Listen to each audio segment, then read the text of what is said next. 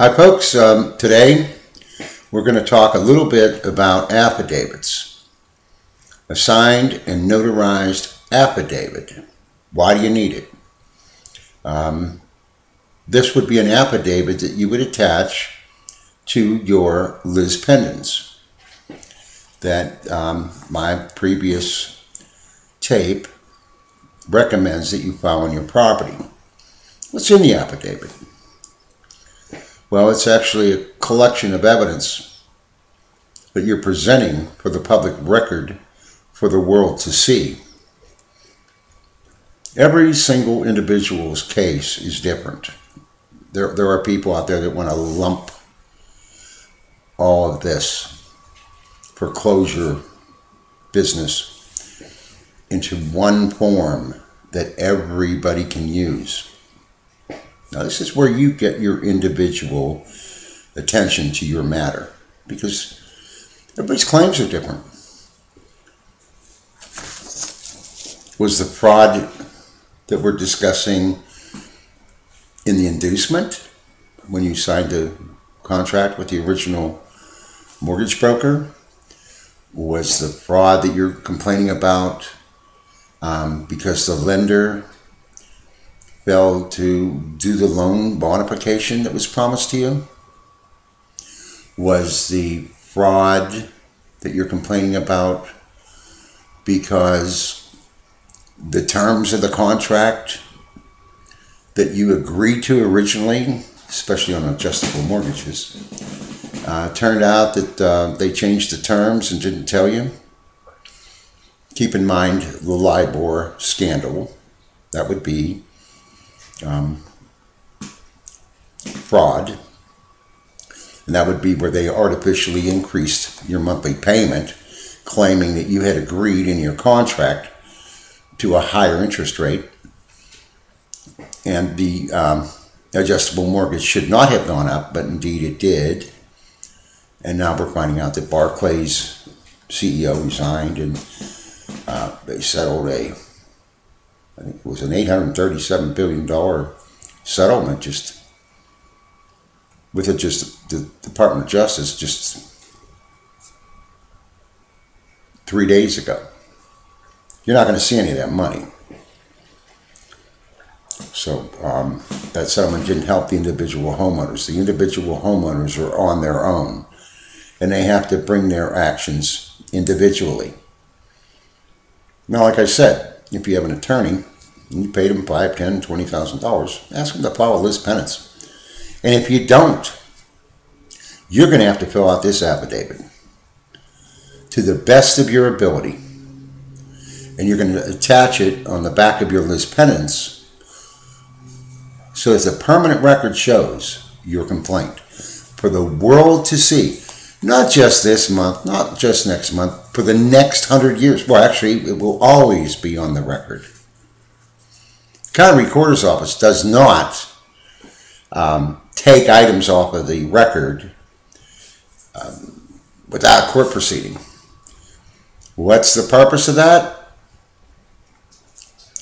We want a permanent record. We want a record that goes back 200 years. We want to know what happened. Future generations are going to want to know what happened here.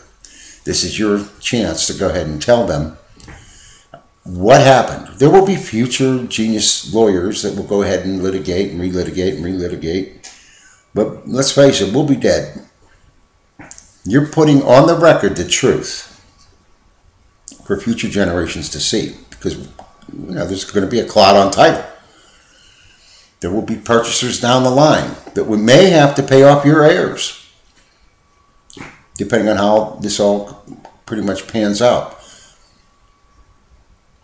So what I'm suggesting that you do is take some real comfort in thought in addressing your affidavit. Do not lie in your affidavit. Shouldn't lie anyway, but I'm not here to go ahead and comment on those issues. But especially here, you seriously think out your complaint. I'm going to suggest something here.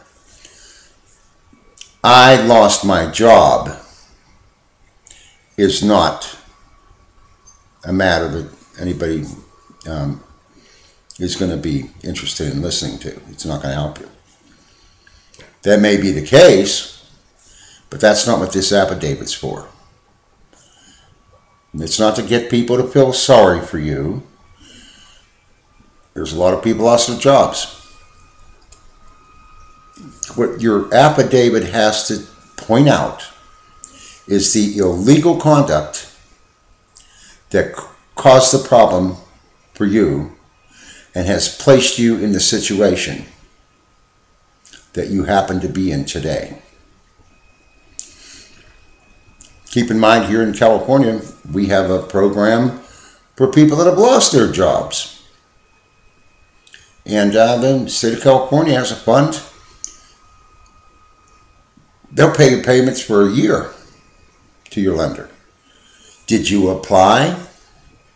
Did you know about the program? You need to apply if you've lost your job. But that's not the subject here. We're looking at fraud. And you'll hear from other people and other groups and other opinions. It's my opinion. They say don't use the fraud word. You shouldn't use the fraud word. It turns off the county recorder's office. It turns off, the people that in the DA's office. It turns off the sheriff's department. Don't use the fraud word. Don't use the fraud word. Well, what they're saying is, this is their thinking, not mine. They're saying don't make a case, because that's exactly what you're doing. You're making a case for fraud. The material misrepresentation, intentional by the way, material misrepresentation of a material fact that thereupon caused you damages. That's fraud. You need to think it out. Your affidavit will be the most important document that's going to be put in the permanent file at the county recorder's office. It should basically say in simple English, what did the lender do wrong? It doesn't have to be just one thing. It can be the history of what has gone wrong here. They didn't do my loan modification in the federal government TORP program. Received $850 billion for the TARPs, gave it to the banks. The banks were supposed to give it to me to help me with my mortgage, to reduce my monthly payment, and they dismissed it without cause. They didn't give me a chance. They denied me my federal rights under the United States government. It sounds like a civil rights problem. And I don't care if you're white or black or yellow or brown. Civil rights don't apply to colors. Civil rights apply to individuals. So you don't have to be a certain ethnic group. You don't have to be gay or lesbian or, all you have to do is just be a human being. You have civil rights too. So you file, your civil rights were violated because you were denied the opportunity to do your loan modification. You want that on the record. And where are you going to put it? You're going to put it in your affidavit. I can't write your story. I can provide you with the forms to the OCC. I can provide you with the bankruptcy forms. I can fill in your bankruptcy forms. We can do a lot of other things. But I don't know your story. Only you know your story. Only you know what the lender did wrong. Your affidavit can be one page, and it says right on there, attach additional pages if necessary. It's unlimited. 50, 100, 1,000. They have to file it. I recommend you keep it under 5 pages for the sake of not looking like